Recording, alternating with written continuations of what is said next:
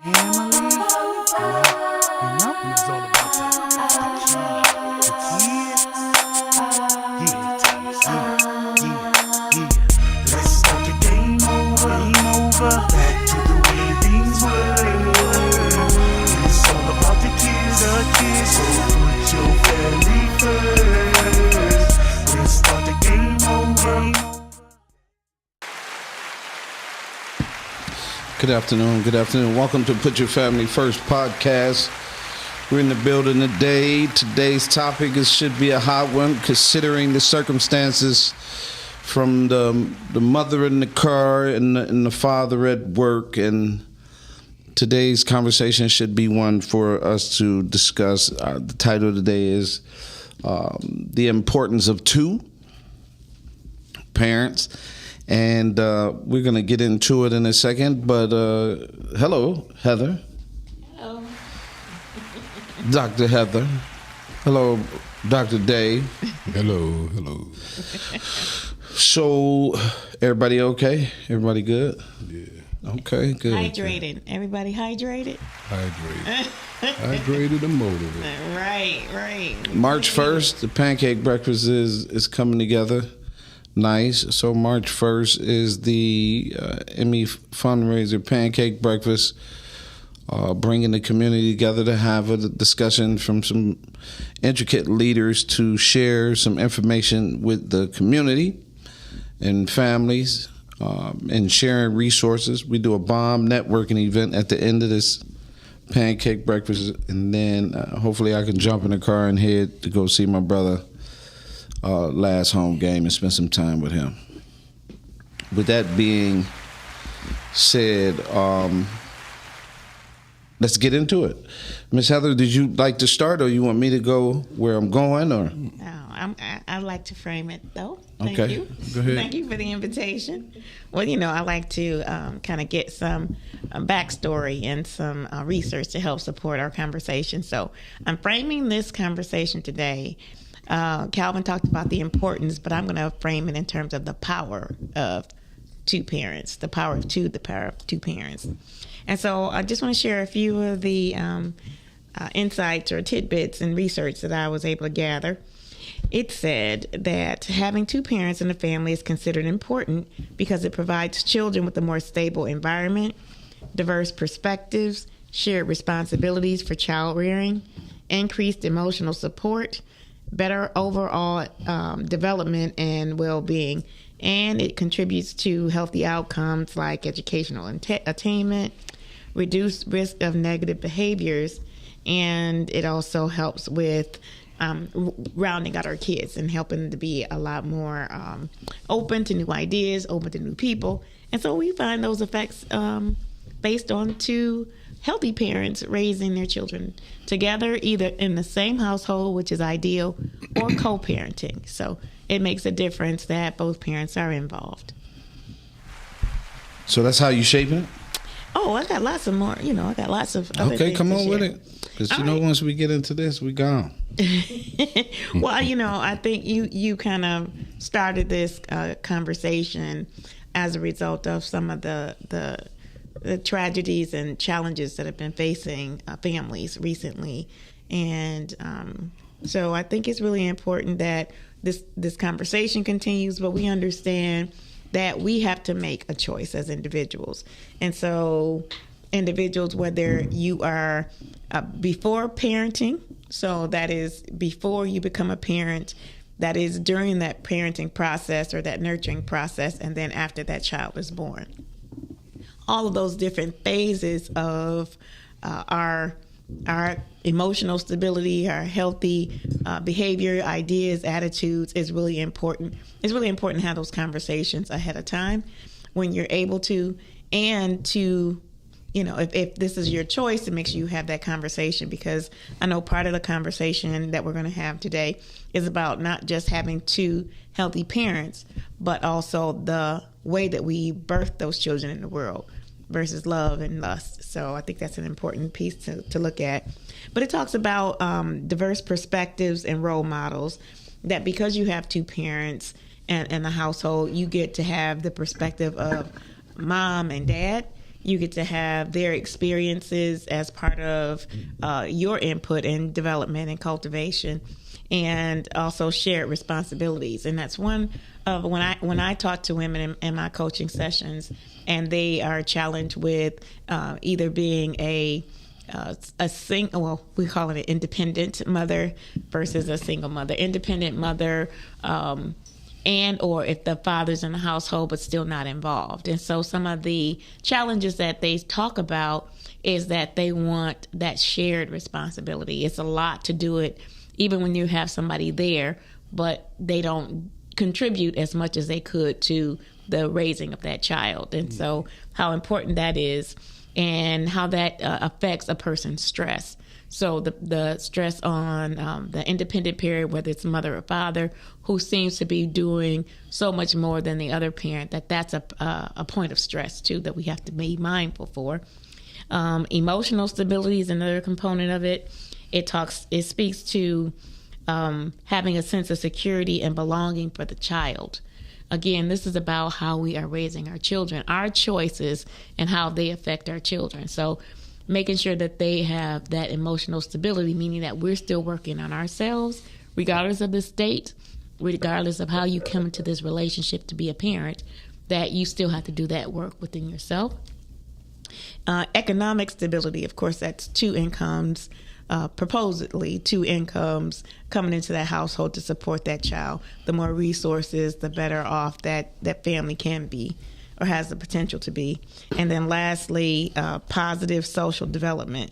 That means that the family values and culture is a part of that conversation and how you raise that child. So if you have your belief systems in place, if you have your family traditions, and the impact of your culture on that child is also really significant in their positive growth and social development. So I think those are important things to look at too when you talk about the power of two.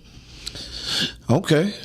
So when you get into this conversation, first of all, we are, and Dave, I'm sure you can understand this more.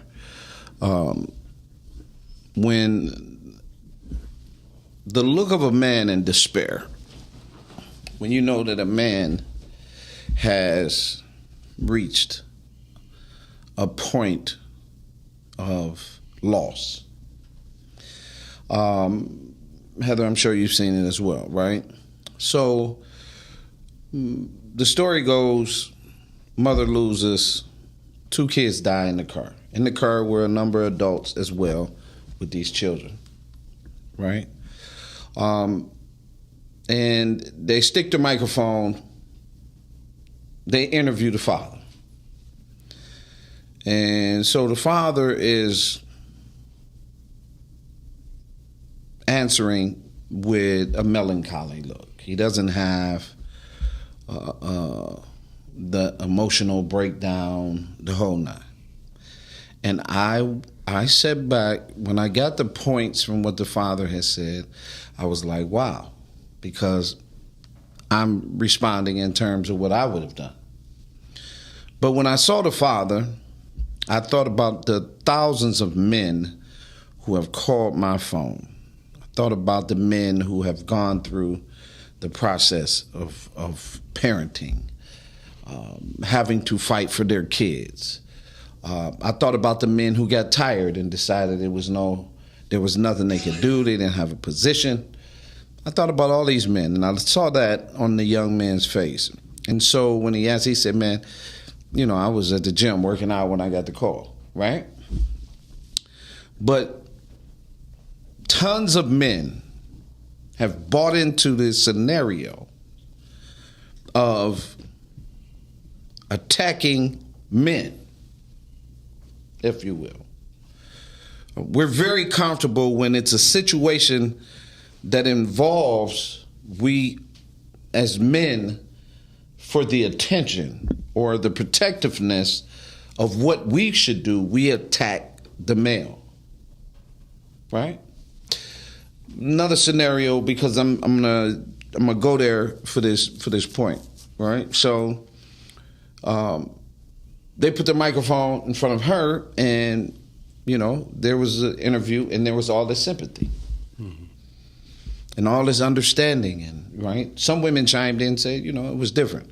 They wouldn't, right. But there was a lot more care, right.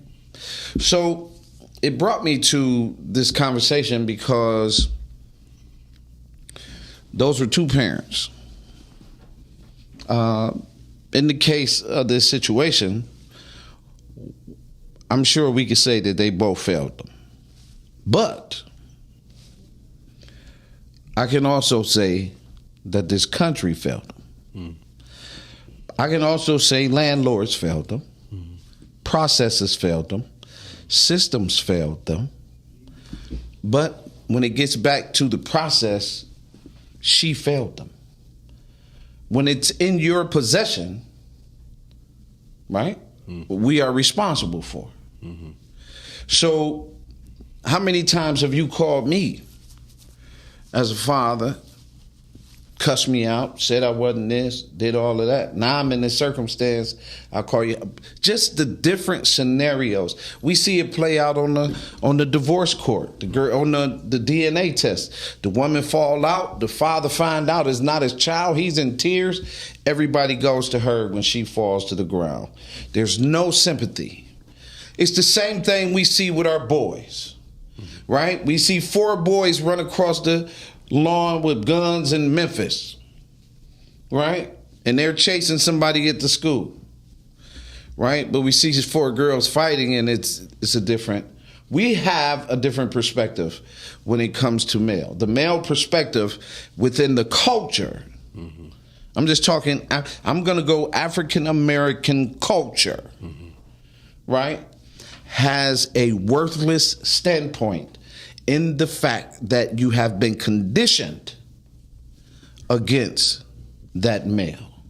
And if he cannot, because the scenario says what he's supposed to do, how he's supposed to do it, and what it's supposed to look like from this point of view. But the kids were gone. I didn't see an uproar when they talked about, when my man was talking about all the bodies that was in the morgue, that they were just burning the bodies. I didn't see the city. I didn't see the African-American community upset. I didn't see nothing, all them boys and them bodies at the morgue, that they just, because nobody goes and picks them up.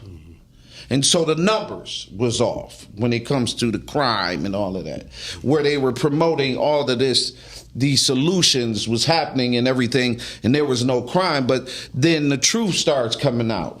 Once you change the perspective, the data started coming out, and it's all a lie. We still burying boys, taking their bodies, don't know where it's going. We're not in control of nothing. Right? So back to this scenario about 2. She mentioned what I was talking about in regards to breeding. Right? I often said that the best way to make a child is love. I love you. When we come together. At the time that we come together, we're talking 2, right? Husband and wife. If we do it in order, right? Man finds a woman.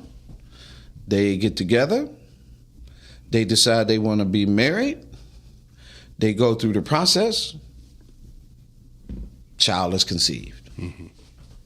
Child is conceived in a marriage, and many will disagree, but most of the children conceived in love will outperform because everything is at play.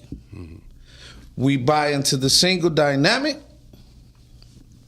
and we are not in order. And so what's behind the disorder are these very things that take place. So I say all that to say the power of 2, it's where we have to go. I forget his name, Brother Frazier. We talked about it before, where he talked about only 30-some% of the culture was married,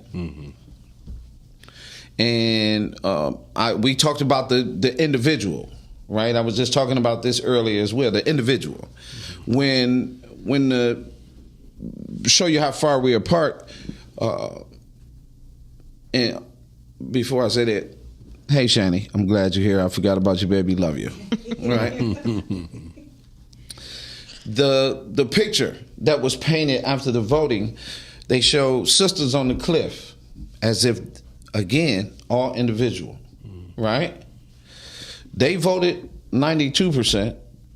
Black men voted 83%. They didn't show we. The individual part of that is kind of why the circumstances played out the way it is. Right? We don't want to admit that we push individualism to its fullest, and our children are paying for it. So, with that being the case, this power of two, the very first place I'm going to start, and Dave, you can add, and Heather, you can add as well, the brain. The brain of a child is important. And when two parents, because Dave, you got a miracle, a daily miracle that is happening in your life right now, because two parents are showing the responsible love for your child who they said, what they said, Dave, she wasn't going to make what? A day. She wasn't going to make a day. How old is she, Dave? 32. The power of two. Cognitive. The brain of the child is shaped by love. Most kids get their 85% of their brain is developed by the age of 3. Some of these kids don't even see their fathers or know their fathers prior to the age of 3. Right? They say in the power of two, we talking the language, right? Let's talk literacy. If we talk literacy, we're still talking the brain. Power of two. Literacy. The importance of both parents being at the table to teach the child is most definitely important, because where they found there were two parents in the home, kids more than likely would get 3 million words. I'm not the scientist. But why is that important? Why is the 3 million words important? Well, because the conversation that the child is exposed to, the tone of the father, the voice, the adequate support system, the calmness, the emotional, being able to instruct and talk to a child. We know how important this really is, because you just saw somebody's little 4-year-old, 5-year-old tell the president, get up out of his seat, right? You know, that's not your seat, right? So we can tell that the power of words and the DNA of the parents. That's power. The DNA of the parents, the two parents who come together to have the child that is love. What is on those DNA codes? If we have the foolishness, the get high, the get blow, we got all this on the right. We already dealing with chemicals in the food, the whole nine. That's going to be an issue. It's going to be a major issue in the child's life, because it's on the child's DNA code. So how you are expressing this, when I say in terms of, when I said breeding, somebody took offense. When I said breeding, you're talking breeding. I said, yeah. And that's not the case. I said, well, you can look at it how you want to look at it. But in terms of what I mean by that is, what is the outcome? What are you doing when you come together, right? What are you on? We have so many lust babies. Our kids are being underdeveloped, right? When you look at the numbers, we know that, right, supposedly black women had the highest education in America, right? But their sons don't. Why are their sons not matching that? Why are their sons not reading or flying through education and doing all of that? When you find a successful male, you will find that the father or father figures or males are involved. You do not get a man solely raised by women. It's impossible. You won't get it. It's not what you are going to achieve. The outcome of the boy and the children requires the male species, the father. Right? This is why I'm pushing for DNA at birth, because it's important to know the seed. The man carries the seed, but if I'm a deceitful man and this happened in my life. This happened in my life where I was the guy on something completely different because I was hurt coming through divorce, all of that. And it was no excuse for my actions.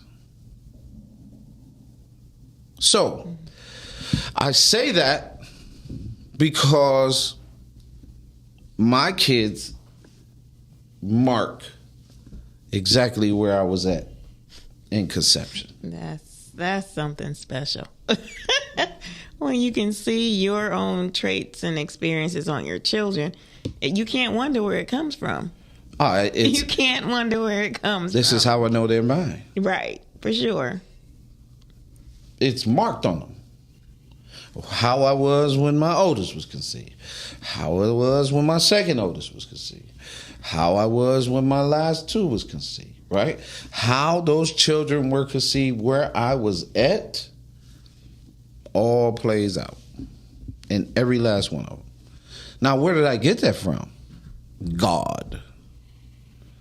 Everything that was given to me, God gave to me, right? Through prayer, understanding, through the history, through my DNA code, through my great-grandfathers, my grandfathers and my fathers, the mark, I bear the mark, as my man said in Texas Southern, right? I bear the mark of Reverend Columbus Man and Ali Bell, and I bear the mark of my parents and who they are and what they were able to achieve. These are things that is very, very important. So the importance of two, I just wanted to get that off because this is why two parents are important, and we have to discuss the power because there's a number of statistics here that backs up that claim. Dave. Yeah, both of you said a mouthful. But I'd like to start with where Dr. Heather went, because if you sit down and listen to the various statistics and the variations of things that we see that makes a child, two parents, basically moving to become productive citizens and individuals, you can see that in most cases, if you talk about the lust baby, that's usually none of those pieces would ever be a part of that makeup because people ain't thinking that way. Each time I'm sitting on the show and I listen to us talk about the things that are significant, that would be the difference that make a difference, I find that there's so much lacking. So in most cases, before you even become a parent, you have to know who you are, as I said last week. And in most cases, we're not developing ourselves to know who we are. We're developing ourselves to go out and do something. That's how society sets us up. You go to school, you get education, you get a job, and boom, boom, boom. And somewhere in between all that mix, you start dating and you're doing your thing. But nobody's teaching you, and I say nobody, I'm not making this an absolute term, they're teaching you the foundational things that are important before you even get with somebody to have a child. To have a child is such a beautiful blessing because you're creating a life. And once you bring a life into the world, you should begin to develop that life. But if you're not developed, how are you going to develop the child? Again, you can't give what you don't have, and you can't do what you don't know. And most of us don't have these kind of conversations. That's why the show is important, because we need these foundational pieces. So before that child, before those parents bring a child into the world, they need to develop who they are. And then you said, have this discussion. You could bet a bottom dollar that 9 times out of 10, 80% of the population don't have these discussions. They get together and they date and they have a good time. Let their hormones do what they do. And next thing you know, you have a child. Now we're expecting them to perform with maturity. When in most cases, even if you got the age, but you haven't developed yourself inside out, the bottom line, you don't even have the maturity to be a parent. So these are the things that become a problem while we see these end results. And then we begin to attack these people off their ignorance. Then I say ignorant not to put nobody down. But again, my people are destroyed because of lack of knowledge.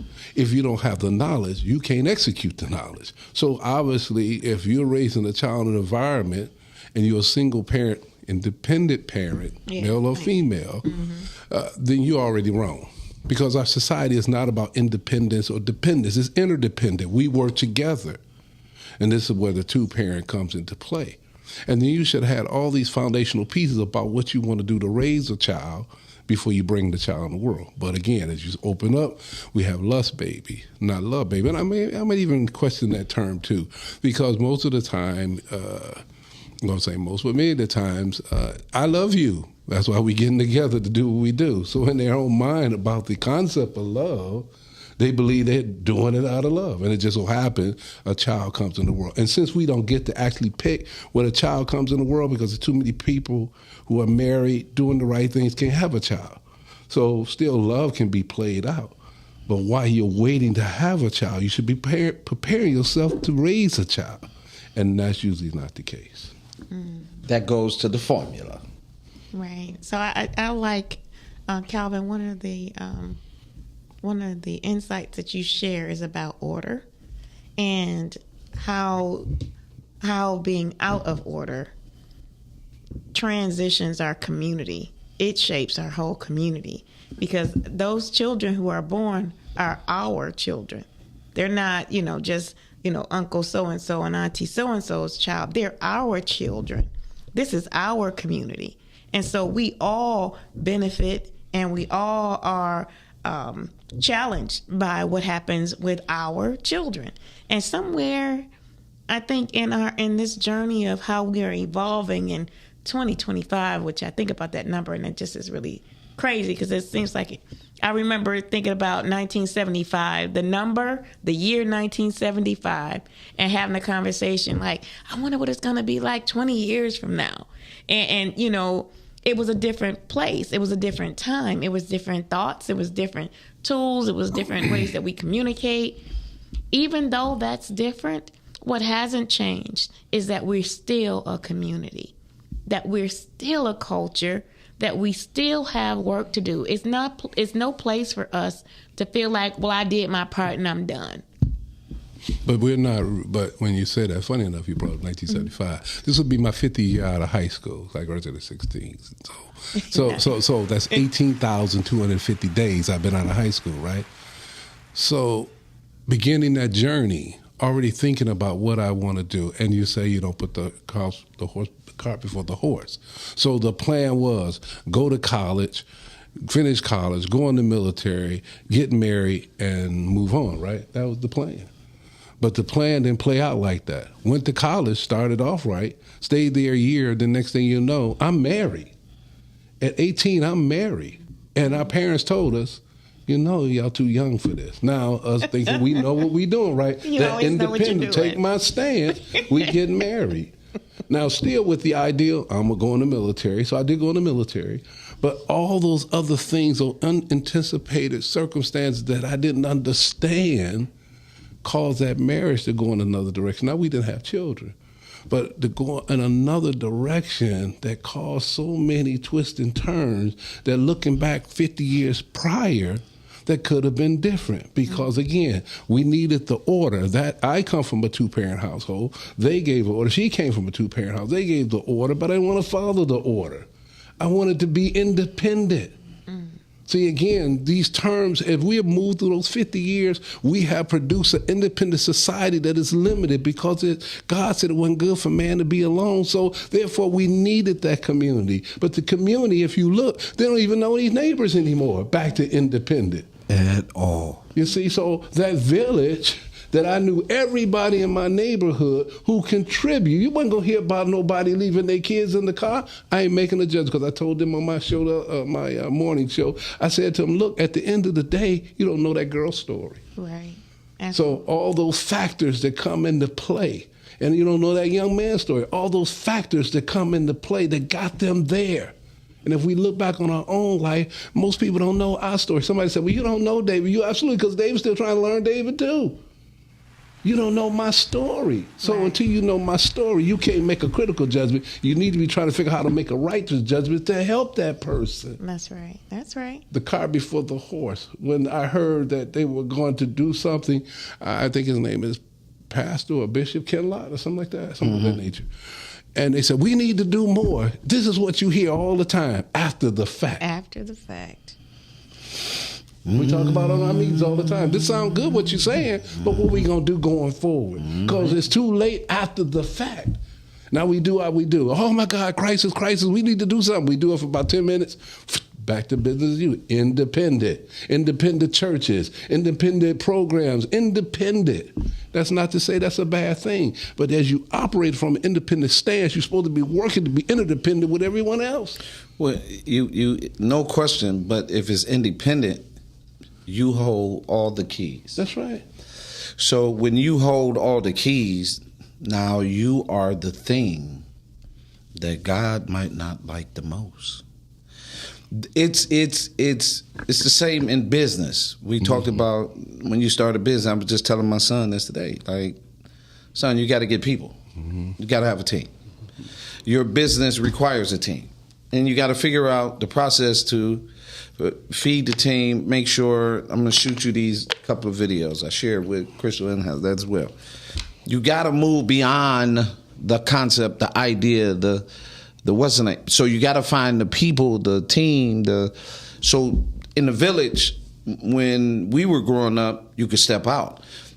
Where the village got destroyed, the village was destroyed by this little bit of drugs.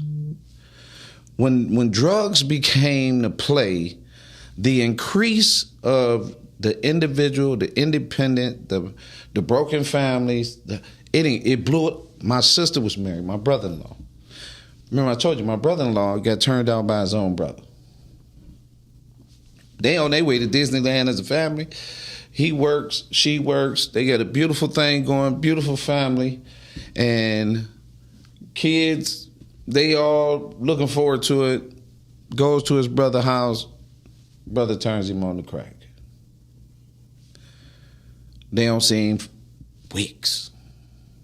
Got to find the purse, all of that. Right?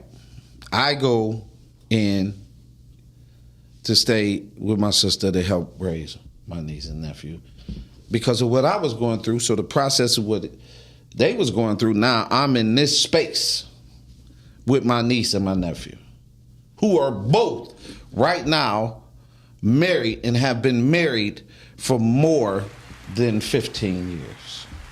Praise God. Right? So the process, I know exactly what I'm saying about being married for love, because they loved each other. They had a plan. Right? And so this idea, your plans get blowed up, like you said, Dave, because your plan was to do this, but you wasn't prepared to endure. Wasn't prepared.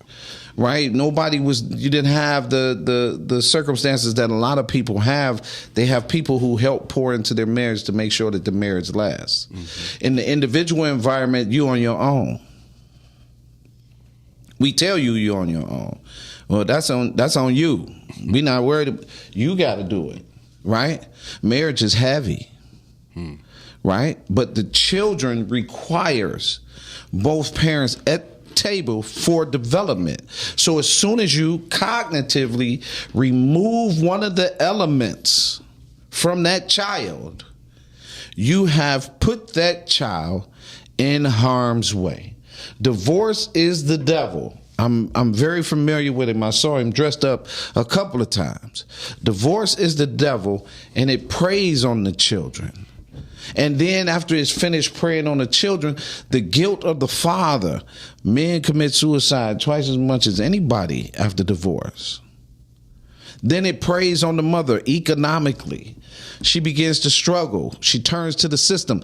The system is there to play fathers because the system wants to destroy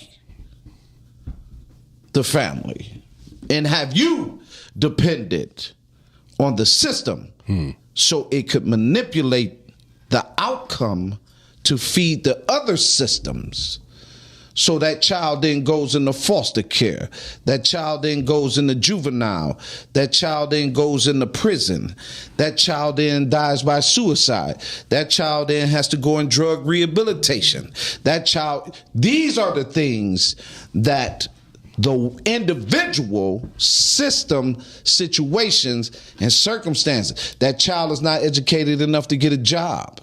That child cannot read. The black boy is 14 times likely to be removed from a daycare.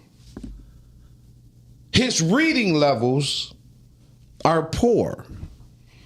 They said if a child is raised in father-led communities, they are more than likely to be married and employed. The system is not marrying you. That process is not, that individual is not marrying you. It is not educating you properly. You're counting on something, and then we have a lot of success where they've gone into prison, settled down, and then they get a degree or whatever, and they come out, and they are catapulted. See? So the system controls really the outcome, whereas you got two parents, there's not a dependency on that system. You need to get out of that. Right, the kids, our children in foster care is in foster care 18 months longer. We're destroying kids with the disorder. So the power of two, you can argue with your mama, your daddy, I don't care who it is. Two parents are better than one any day. Well, and I just want to add this. It is not too late to reset. That's right. You have today to make a new choice because you have new information. Where I find that we have more challenges in applying new information is that we don't appreciate the source.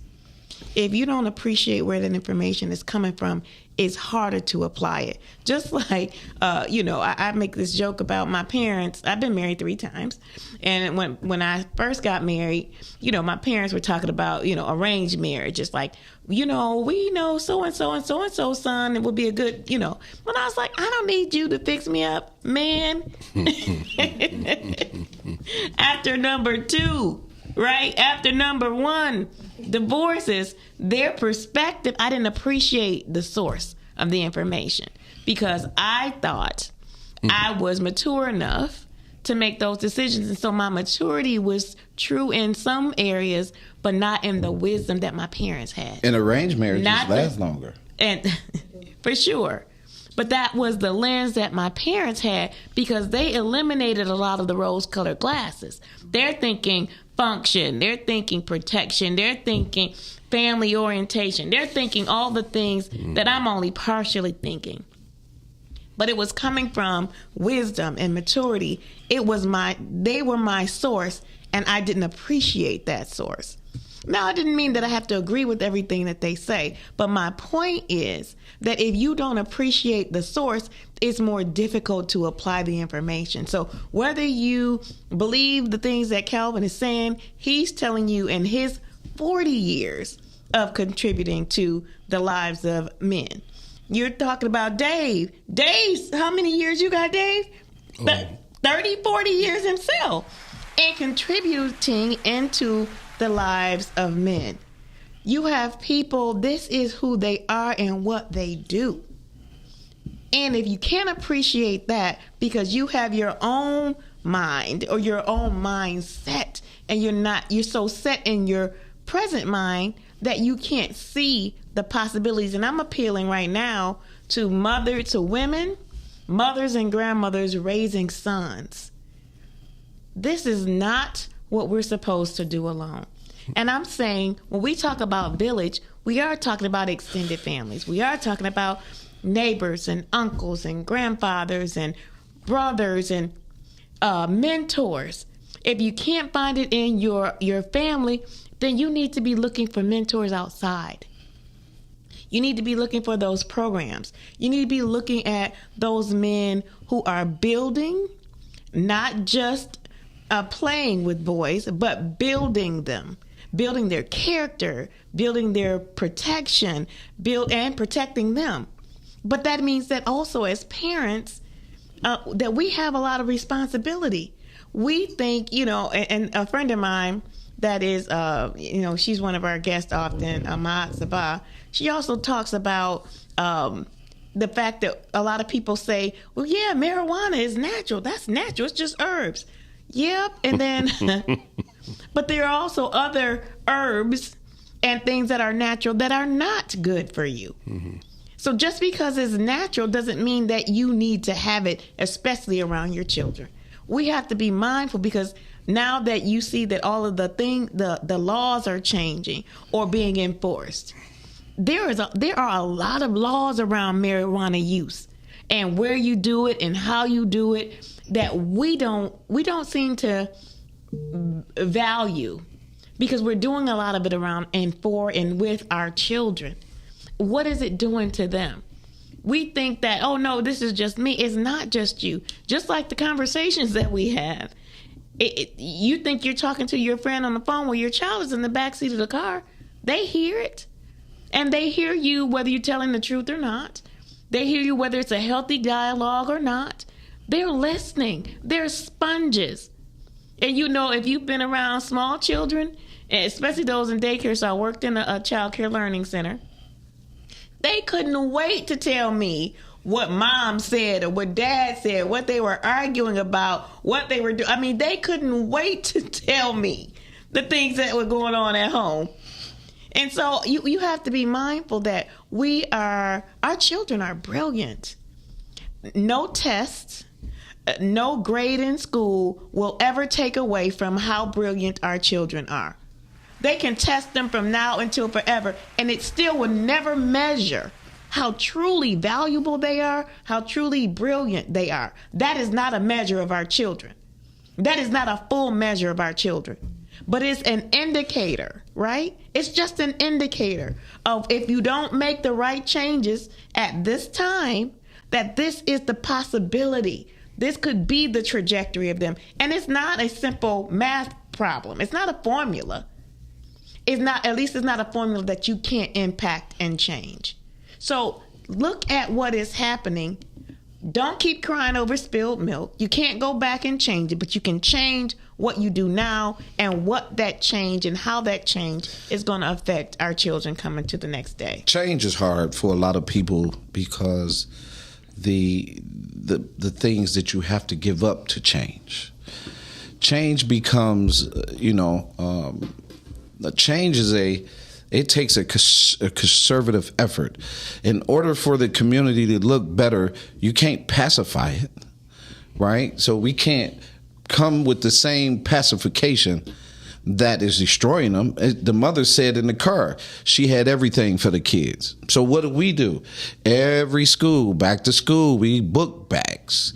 We give them all of that, right? But we never followed through on the outcomes. We made sure that they got some food, but we never followed through on their understanding where the food come from and what you have to do. We make sure every time we do these drives. And just like, for example, at our pancake breakfast, you're going to get information that you could use that can change you. We're not handing you the book bag. I'm going to hand you some tools and some connections so you can change, because we can do a number of those things and help people, but helping people to change requires knowing what is the latest book, requires knowing to make sure that all of the children can read, requires knowing that make sure that every child is competing in this environment of AI and all of that. We are making sure that the children don't really understand that, right? We're making sure that, maybe we'll get 5 through and that's good enough. Or maybe we'll get 7 through and that's good enough, right? Well, where we are at, we want to make sure that all the boys have an opportunity to get through. When you don't invest in yourself as a culture, explain to me why anybody else will invest in you. That is the same thing. If you start a business and you have not invested in your business, why would the banks invest in your business? It's the same thing when you are expecting the kid to come home with A's, but you have not invested no time to make sure that the kid had an opportunity to get the A's. When you want your kids not to participate in violence and crime, you take the TVs in the video games out of the room.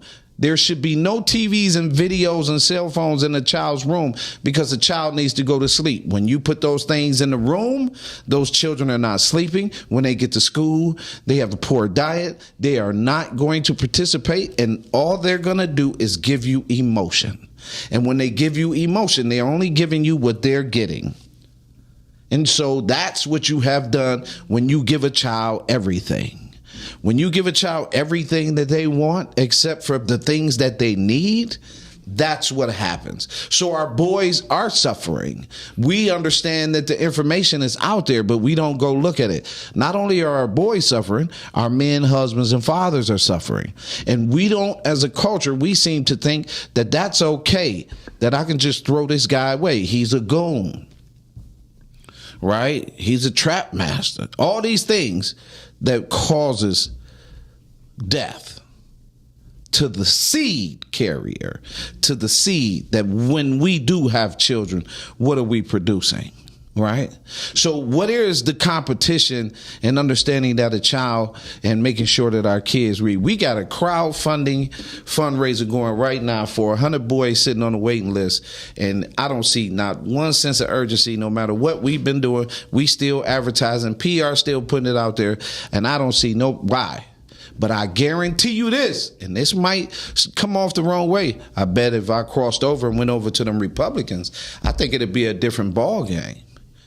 I think it'd be a completely different ball game, because when you look at where the investment is not, it's right in our backyard, and our boys are suffering, which means everybody's going to pay. The children, the girls, the environments, the community, everybody's going to pay. Why? Because all he has is a bare DNA code, and depending on how he was made is how he would participate. Wow. Well, I'm just going to reset. And change is a process.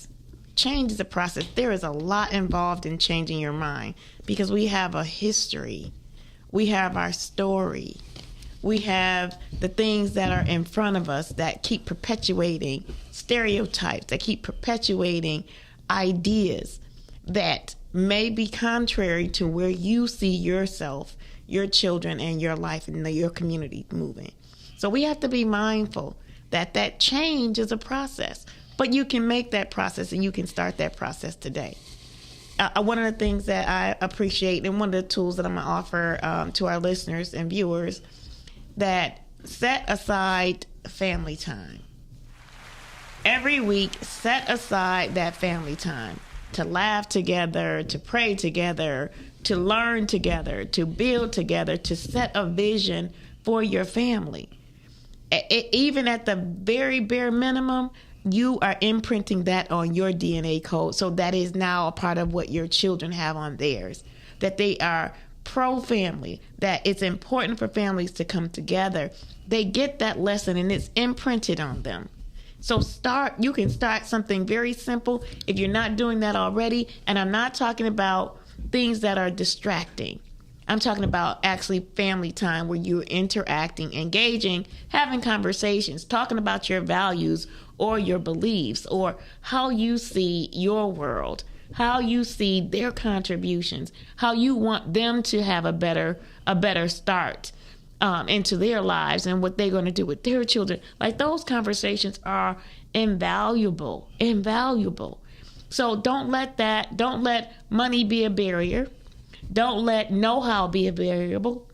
You can start now. And so don't lose sight and don't lose confidence, because your tomorrow can start today. Your tomorrow can start today. Okay, well, I think tomorrow can start today. I think that, as you said, you can start with now. Most people think, well, if I start now, it's too late. No, you have a history that had brought you to this present moment. We're not a product of now, we're a product of yesterday. And all this, we sitting here talking about all the lessons learned, we need to recognize that those lessons are supposed to be tools that we use to go forward, to not repeat those things that were non-productive. So being able to take those setbacks and come back with a comeback, if you will, is important. I think one of the problems that we see every day is, again, when you talk about family time, that was a part of our history where families sat down, they made some movies about them too. They sat down and they talked and they discussed and they went back and forth. And as you said, they didn't always agree, but what was still being exchanged was knowledge, was information. And somewhere along the line, each of us would hear that voice again, grandma, grandpa, the neighbor, whatever the case may be. So it's so important to spend that quality time. And if you just set aside, as you said, Heather, 15 minutes, we're going to spend and we're going to talk. But here's the other part. We shouldn't just be talking, we should be listening. He says, he that have ears, let him hear. Sometimes we don't even want to hear what the child has to say because you don't know. And they have their piece too. So it's so significant that if you're going to spend the quality time, have ears to hear, listen to each other. And don't go in there with a judgment to criticize. Go in there with the attitude to understand what is important between all of you so you can build that relationship. Because that's what two is about. It's a relationship. Mm-hmm. Where can they reach you at there? You can reach me at FMAM on Facebook, and you reach me at drome7@yahoo.com. So listen is your solution. Heather, tell them where they can meet you at and give the people another solution besides the one you just gave them. Another solution is create a vision. So create a vision. What does that look like? Let's set a date for a future date. Let's say that we're going to create a new tradition. This is a new family tradition. And the first of every month, we're going to do XYZ. Do something together. Close off the cell phones, the tablets, the TVs, all of those things, the social media. Let that not be a part of your family time. Eliminate that. Put that noise, because it can be noise. It can be distracting. Put those things aside and then just spend that time in that plan. You can reach me at yourinspiredjourney.com, and you can reach me by phone at 313-759-7855. So, solution. If the father is not incorporated, incorporate him. Tear down the walls of disharmony and create more harmony, and redirect the process, especially for your sons. Your daughters, of course, especially for your sons. And don't be hesitant. Here's another one that I've recommended to parents, especially the mothers, and it's worked. You can help too, just by giving one. Sometime we got to take ourselves out of that child support system and want the best for the kid. And a lot of times it takes the right mindset for the man to sacrifice. And sometimes when he has custody of his children, it forces him to sacrifice and understand the importance of that. That's an unapologetic way to help. In other words, I'm dropping your kids off and your son off, and you got him, and I'm gone. Call me. We can discuss whatever after that. That's an important piece I remember when my son's mom called me after she threw a hanger at him, and she was like, "Come get him," because I had told her it's gonna happen. He's gonna get to a certain age, let me get him. That's what was my campaign. We raised a healthy boy, right? College graduate, all of that, on the same page. To the parents that is listening, up your library. Get your library up. The library in your house. Not your video game library, not your video movie library, but your books library. And spend some time letting your sons see you read. Dad, is important. Read to your children. That's what, 4 I done threw in here. Read to your children before bedtime. These are important tools for us to understand how to. When we started this conversation, I talked about the brain. The brain has a place where when it's emotionally, it doesn't regulate, as Dave talked about, emotional intelligence. Right? So the brain doesn't regulate, right? So then what you have is a lot of emotional men today because of that. And maturity is hard to come by because of those emotions. So I don't understand, because the first thing that I've put more value in is into my mother, and I despise my father, and therefore that despisement works against you.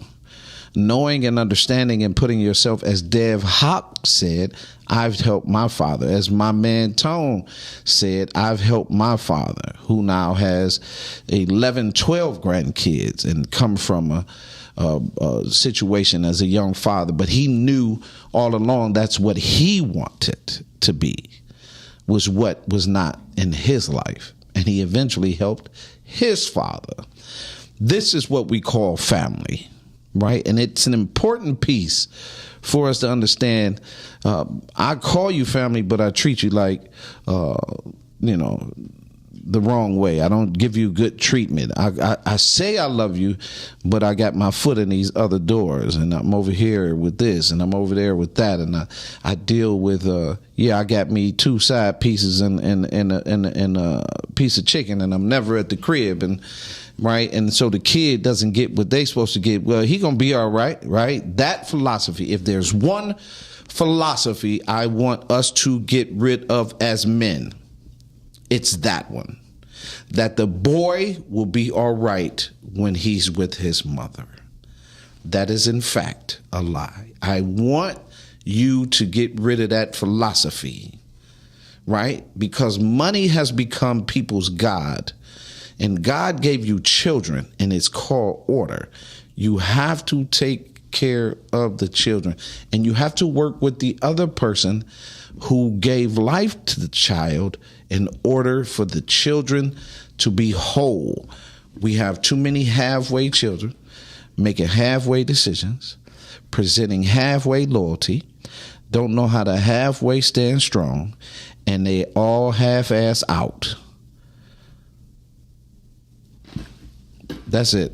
God bless you. My name is Calvin Mann, Dr. Calvin T. Mann, president and father of Encouragement I'm Young. You have been listening to Put Your Family First podcast. Heather, you said something about judge me all you want. The numbers speak for itself. We in this game and have been in this game, and we've produced to the quality of the culture. We do this work. Peace.